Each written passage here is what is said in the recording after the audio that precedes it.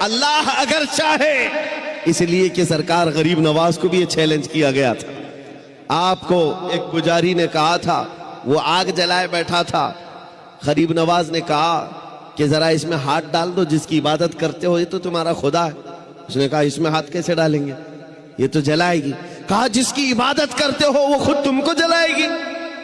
کتنے سالوں سے عبادت کر رہے ہو؟ کہا میرے باپ دادا سب اسی کی عبادت کرتے آئے، ہم اس آگ کو بجھنے نہیں دیتے۔ کہا پھر ہاتھ ڈالو۔ اس پجاری نے کہا کیسی بیوقوفی کی باتیں ہیں، آگ کا کام ہے جلانا، یہ منطق کے ساتھ ہمارے ساتھ کھیل نہ کرو، ہمیں گمراہ نہ کرو، کیا تم ڈال سکتے ہو؟ سرکار غریب نواز نے کہا میں تو اس کی عبادت نہیں کرتا، لیکن جس کی پیدا کی ہوئی اس کی عبادت کرتا۔ آگ کا مالک اللہ ہے۔ تو اس نے کہا تو چلو ٹھیک ہے، تم ہی ڈال دو، تم ہی ڈال دو۔ سرکار غریب نواز نے ہاتھ نہیں ڈالا، بہت بڑی آگ لگی ہوئی تھی، بڑی آگ ہے جس کی پوجا ہو رہی تھی۔ اس پنڈت کی گود میں ایک چھوٹا سا بچہ تھا، سال بھر کا، 1.5 سال کا۔ اس کی گود سے بچے کو لے لیا اور آگ میں چلے گئے، اندر چلے گئے۔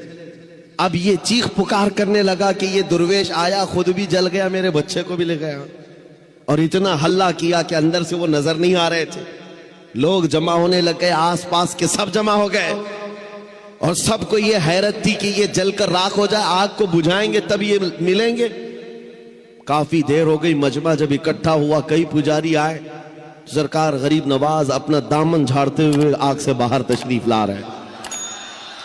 بچہ بھی گود میں موجود ہے، صحیح سلامت ہے۔ اس نے چھین کر کے اپنے بچے کو لیا، جگہ جگہ پکڑ کر دیکھا، پیشانی بھی ٹھنڈی ہے، کپڑے بھی ٹھنڈے ہیں، کوئی گرمی کا اثر نہیں ہے۔ میرے عزیز و غریب نواز تو اللہ کے ولی ہیں، انہیں آگ نہیں جلائی۔ بات تو سمجھ میں آتی، بچہ پجاری کا تھا، یہ کیوں نہیں جلا؟ مفسرین کہتے ہیں، تاریخ دان کہتے ہیں، دیکھنا یہ ہے ہاتھ میں کس کے تھا بچہ۔ اسی لیے ہم کہتے ہیں خواجہ کا دامن، غوث کا دامن، ارے جہاں ہاتھ لگ جائے اس پر آگ نہیں لگتی۔ میں آپ سے یہ بات کر رہا ہوں، ہم سے بھی کہا گیا تھا یہ کیسی باتیں ہیں، بڑے بڑے دعوے ہیں۔ ہم نے یہی کہا ہمارا دعویٰ نہیں ہے، یہ رسول اللہ کی عزت کی بات ہے، یہ نبی پاک کی حرمت کی بات ہے۔